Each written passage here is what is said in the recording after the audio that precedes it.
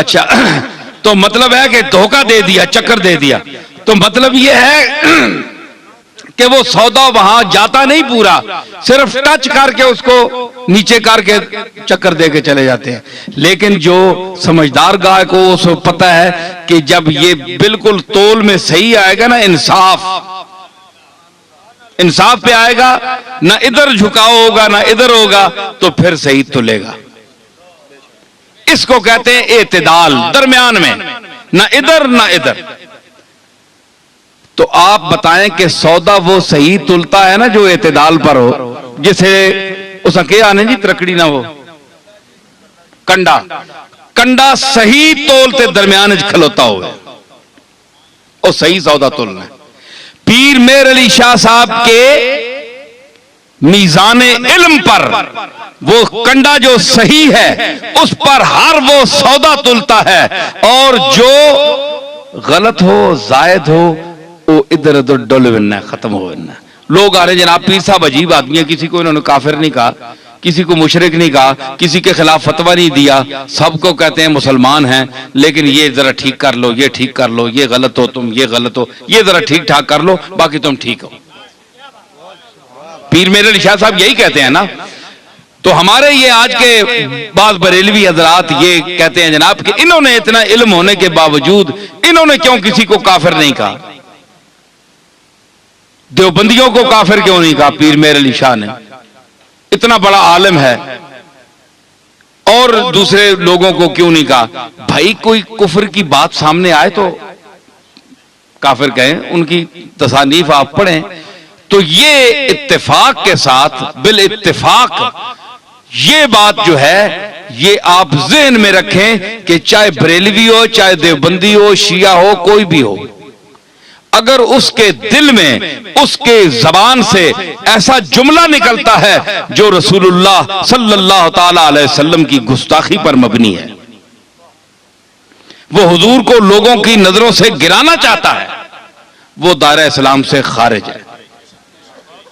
ठीक है, बाकी हमारे बुजुर्गों को न मानने वाला काफिर नहीं होता। ठीक है ना जी, हमारे बुजुर्गों को ना माने, कोई दाता साहब को ना माने, वो अल्लाह खुद ही मनवा लेगा, वो खुद ही पकड़ेगा। अगर अल्लाह के मकबूलों के साथ कोई जबान दराजी करता है तो अल्लाह बड़ा गैरतमंद है, वो नहीं छोड़ता। उसने कहा था बस तजुर्बा कर देम दरी दैरे मुकाफात, बादुर्द कशां हर के दर उफ्ताद बर उफ्ताद। हाफिज ने कहा कि हमने इस दायरे मुकाफात में बड़ा तजुर्बा किया है। ये दायरे मुकाफात है ना, बदला यही मिल जाता है इंसान को, जो किसी का हक दबाए, जो यतीमों का माल खाए। कितने गया शकील, ठीक है खलील, ठीक है ना।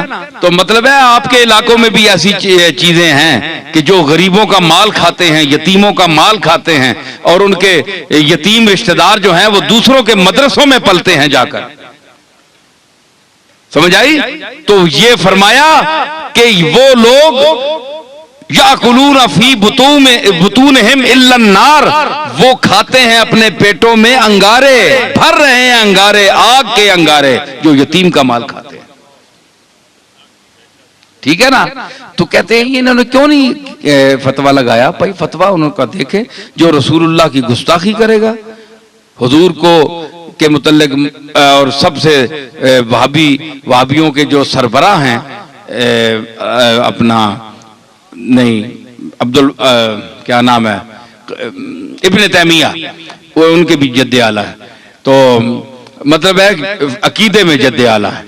तो इब्ने तैमिया जैसा आदमी, उसने लिखा कि एक है कपड़े का मैला होना, एक है हिकारत से कोई गई सट एवं तरक्या मैला है, ज़हन में उसको हकीर कहे, ज़हन में ये अकीदा रखे कि मैं इसकी हिकारत कर रहा हूं। एक ये है कि हुजूर अलैहिस्सलातु वस्सलाम की कमली जो है, आपका जुब्बा या हर वो कपड़ा जो आपके जिस्म अक़दस से मस हुआ, लग गया, एक बार लगा या कई बार लगा, तो उसको वो शरफ हासिल है कि दुनिया में किसी चीज को वो शरफ हासिल नहीं। ठीक है। तो अगर वो मैला भी हो सकता है ना, गर्दो गुबार तो पड़ती है, वक्त का गुजरना उसको गल जाता है, पुराना हो जाता है। तो अगर कोई शख्स, ये इब्ने तैमिया लिख रहे हैं, तो कहता है कि अगर कोई शख्स मैला समझ कर कहे यार ये तो बहुत मैला हो गया, पुराना है, गालिबन आपका इस्तेमाल शुदा है, वक्त भी गुजर गया, चलो ये तो ठीक हो गई।